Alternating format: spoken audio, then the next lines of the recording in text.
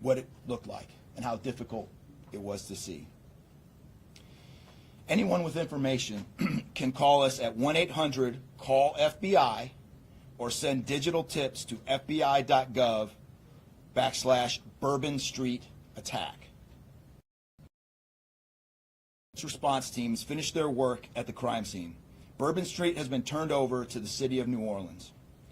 As you know, there's also an FBI investigation in Las Vegas. We are following up on all potential leads and not ruling everything out. However, at this point, there is no definitive link between the attack here in New Orleans and the one in Las Vegas. And again, I'll preface, as I close, I'll preface everything with what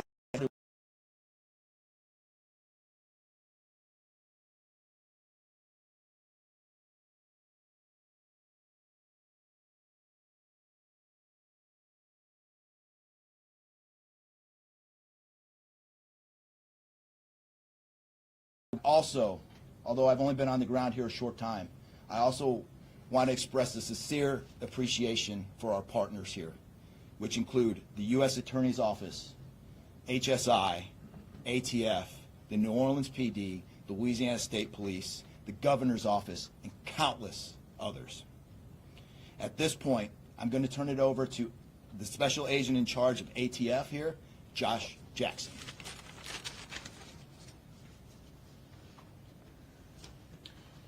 Hey, good afternoon. As stated, my name is Joshua Jackson. I am the Special Agent in charge for the ATF New Orleans Field Division. And ATF's primary mission is reducing and solving violent crime throughout the United States and abroad. Solving part is the focus of this investigation. ATF resources that have been brought to bear to the city and to focus with our federal, state, and local partners have been our national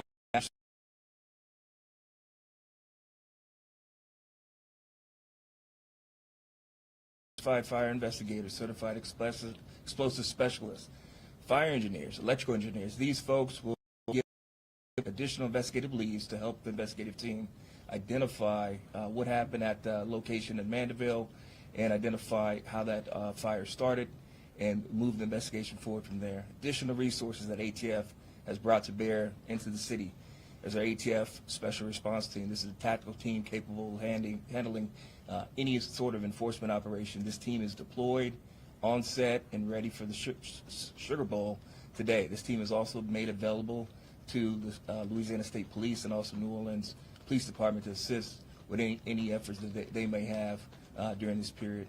Additional resources, as the governor alluded to, he executed executive powers and had an emergency declared to where ATF was able to tap in to Emergency Support Function 13 resources. This allowed us to bring additional explosive detection canines so that we can safely sweep the city and safely sweep the Super Bowl in preparation for the game today. These resources will still be in the city as we lead up to the Super Bowl and through Mardi Gras. These type of ATF resources will be here. The last resources the ATF has brought to bear, and probably the most important one, is our victim witness coordinators. These folks come in and they provide resources to the victims and the family members that have suffered greatly during this tragedy. The entire city hurts, but the victims and the family members are in need of resources and care long after this investigation wraps up.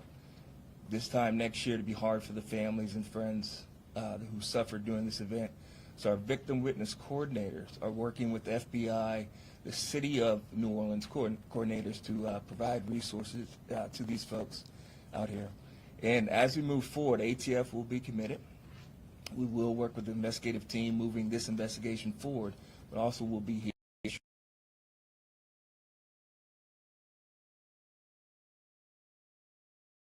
Our mayor of this great city, New Orleans. Madam Mayor. Thank you so much. Well, good morning once again. And I just want to just echo my thank yous to the unified command of our law enforcement partners and at every single level, federal, state, and governor. Governor, thank you for your partnership.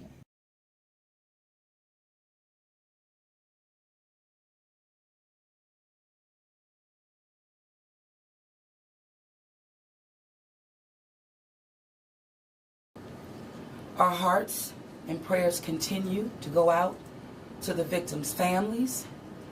And the city of New Orleans, we're resilient. And as I stated on yesterday, my focus in terms of a priority has been on our victims. As you heard, that yes, the FBI was able to clear Bourbon Street. And what that meant also for me in this city was that we were able to remove our victims, identify them, and notify their families. Real reverence. They mattered, the families matter, and matter to the city of New Orleans. In addition to that, I want to just thank again our federal partners in Washington, listening to my plea personally for the additional resources to allow for the scene to be cleared, and again, attending to our victims. I walked by each one, and I did the sign of cross in my own way, because reverence, again, is important. So while we have been able to have Bourbon Street returned back to the city of New Orleans, and the due diligence has been done, that then allowed me to give the go-ahead to begin the cleaning of Bourbon Street. That started happening in the morning about 2 a.m. It was completed before 8 a.m. this morning. But that has really set the tone, I would say, and with the confidence that I have in the law enforcement partners, all of the resources that have been activated, how we have made sure that safety continues to be our top priority, how our assets have been deployed strategically, again, for the safety and the protection of our visitors and our residents in the city. And because of that, the confidence is there to reopen Bourbon Street to the public prior to game time today. The first order will be to allow for vendors to come in and service the businesses. That's important in order for us to stand up activation, as you know, Governor. And so with that, I want to reassure the public that the city of New Orleans is not only ready for game day today, but we're ready to continue to host large-scale events in our city, because we are built to host at every single turn. I want to, again, thank all of those who responded to the FBI's call for information and tips. As you heard, that has been useful. Continue to do that. The investigation is still active and absolutely under the FBI's leadership. We will continue to operate and cooperate as we always have. So I want to also thank all of our partners for the added resources for victim and crisis management. We know that that's, again, important. Working with our partner, the Greater New Orleans Foundation, we have set up a fund for our victims' families for not only today but into the future. As you heard, this is going to be a long process for our people. So with that, the city of New Orleans, and with all of my confidence, we are ready. And we could not get here, again, without the unified presence, support, and cooperation. We are stronger together.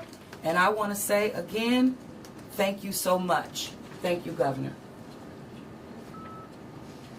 So once again, the Governor would like me to reiterate that Bourbon Street will be prepared for full activation before game time today. We know 3 p.m., so we're working towards 2:30 p.m. But prior to game time, the kickoff, Bourbon Street will be restored. So we're hard at work now. Our teams are now, and of course, working with our business community to serve our public and serve our residents and our visitors alike. In closing, I want to rest people assured. Right now in the city of New Orleans, there's an unprecedented amount of law enforcement resources that are being utilized to close out and to hunt down and to finalize this investigation. I want to thank the FBI and all of our federal partners for the amount of resources they have poured into the city. This type of event can happen in any city. And that's the tragedy of it. And I think it's important for people to understand that to protect our citizens in America from evil, you have to crush it. You can't go out there and placate it. You can't go out there and say, oh, I'm going to put this in place and that in place and hope that evil doesn't show up on your doorstep, because it will. You have to crush it. And that's what we're going to do here. We're going to put it all behind us. We're going to continue to keep the victims, those that are in the hospital, either fighting for their lives or trying to recover, in our thoughts and in our prayers. But you know, this morning, and I don't want to single out just one news source, but I just happened to turn on Fox and Friends, and there was a young man who was interviewed, who was actually on Bourbon Street during this horrific act of terrorism. And they closed out by asking him, what now? And I think he summed it up. He said, look, we can't live in fear, because fear will paralyze us. He said, we come down to the city to enjoy ourselves and to entertain ourselves and to be with our friends and with our families, because that's who we are. Louisiana invented hospitality. The people in this city care for each other. And believe you me, we care about each one of the lives that were lost in this city and land. We will never forget them. But it would be a tragedy if we let their losses be snuffed out because of fear. This city will be back. We will be open to family and friends and loved ones who want some time to relax from the pressures of life. And so today, we're going to have us a sugar bowl. We're going to enjoy ourselves. We're going to keep those, again, who have lost loved ones in mind. And we're going to get on to the business of this city and this great country. With that, I'll take any questions. Governor, this is for you and the Assistant Director. The message has really changed since yesterday. Yesterday, the FBI said that people should be vigilant, that he did not act alone, that he likely had help, and now you're coming out the very next day and saying he was a lone wolf, everything is safe, the game moves on, everybody have a good time. How can you be so sure just 12 hours later? Well, we're going to bring him up. All right, but here's what I want to remind everyone. Like, I was a deputy sheriff. Right? I worked in a jail. I worked on the street. I worked on the interstate. I served warrants. I can tell you. Look, in today's world, I get it. Information, we get information like that. Everybody lives in a 15-second TikTok video. We think that life operates like it does on our phones, and it just doesn't. Information changes. In fact, that's why we ask the media for patience. We get information, like I said, no one dumps a 1,000-piece jigsaw puzzle and puts it together in 5 seconds. Okay?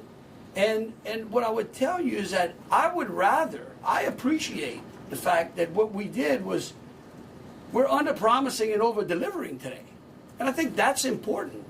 And I want to remind something. Look, because over the last decade, law enforcement has taken it on the chin, unfairly. And there are great men and women serving in the FBI, in ATF, in Louisiana State Police, in New Orleans PD. Our sheriffs have been unbelievable in this. And I tell you, they want to protect you all. And we have to trust them. And sometimes the information we put out, we end up finding out that it may be incorrect. But guess what? What we're doing here is something that I think is important. It's called transparency. And look, something may change again. Here's what I do know, though. Right now, this is one of the safest places on earth. That doesn't mean that nothing can't happen.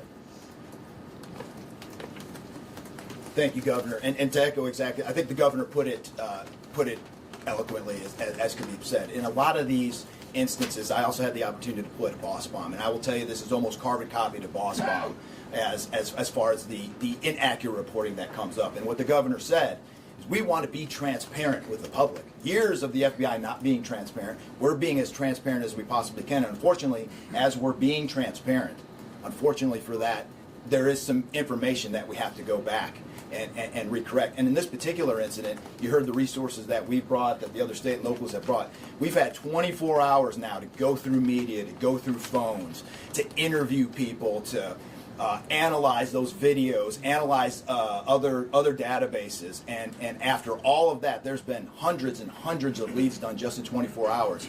We're confident at this point that there is no accomplices. And I'll give you an idea of how that information sometimes, a lot of the early reports came out that there were extra people that were setting the coolers down, right? It turns out those were just patrons on the street that were looking inside the coolers, right? We didn't know that at first, so we had to kind of track all that down and put that to rest. So that's just an example, one of the pieces of information, but there were other pieces of information that after we got our feet under us a little bit and on the ground here, we were able to put together a much more accurate picture of the subject and his attention. Just one follow-up. Was the suspect The wearing updated death toll, we just wanted to double check that, Yes. so 14, not 15? Sorry, sir. 14, and then the shooter himself would be 15 total, to include the shooter. And to Was clarify, the terrorist wearing a the suicide IEDs, vest? the That's my follow-up. IEDs, were the IEDs pipe bombs, and have you discovered a remote detonator anywhere? And when you said that you have surveillance footage of the suspect planting those IEDs, what time roughly were they planted? Yeah, those roughly a couple hours. I don't have the exact times in front of me. A couple hours prior to the attack. Before midnight, to after, attack. you know, if we- Probably after midnight. After midnight. I want to say 1 or 2 in the morning, So but I they can't. left the area and came back. Correct. That's our assumption now. I mean, we still have a lot to work through. We're getting more surveillance video and everything else, but that's the assumption. Was he wearing a suicide Were vest? there sweeps being done on Bourbon Street? Would there have been canines out on New Year's Eve? Would there have been bomb sweeps done Look, I as part think- of the regular I think- precautions? Let me just say this, and either Joe or Rob will correct me.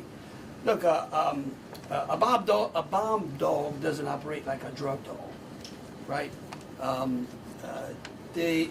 On Bourbon Street, there's a lot of senses, right? A lot of smells. I don't think you can run a bomb dog down Bourbon Street with thousands of people there and be able to sniff out a bomb. What we've been doing, what they have been doing, it's certainly a complete sweep of the quarter because of the limited amount of traffic that's been out there. Let me just say this. I think this may help.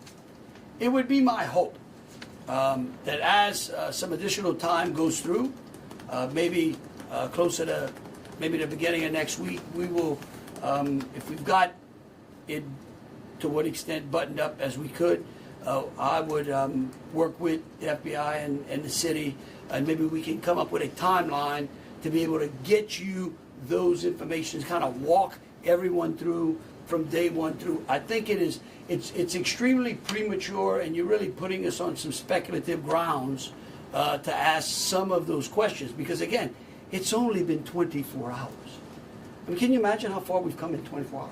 Can you just clarify if there was pipe bombs and a remote detonator? Was he wearing a Pipe suicide bombs and a vest? remote detonator? Well, we'll go one at What a is time. being done to make Bourbon Street safer tonight than it was New Year's Eve? Are temporary bollards being brought in to block off the street, and why weren't those used on New Year's Eve? Well, look, here's what I'm going to say.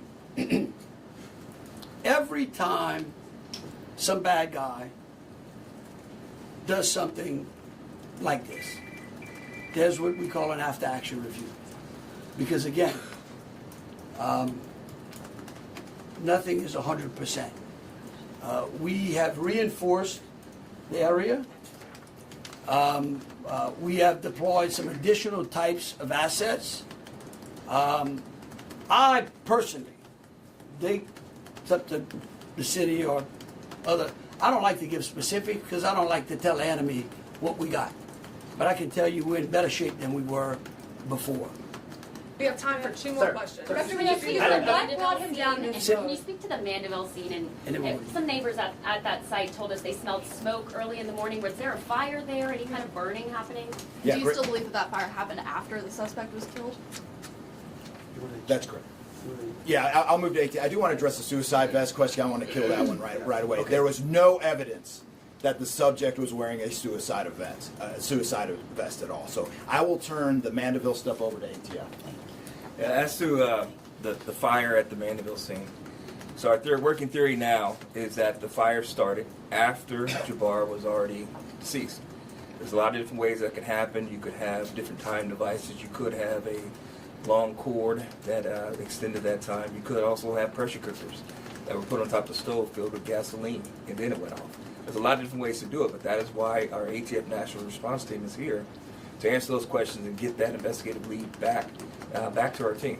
So more to come on that. We're still processing that scene. We're out there right now. Are you What able to understand start for how he became radicalized over all of this time? What brought him to Bourbon Street? Do we understand, was there any international travel involved? What led him down this path to this sort of radicalization? Sure, a lot of questions we're still asking ourselves.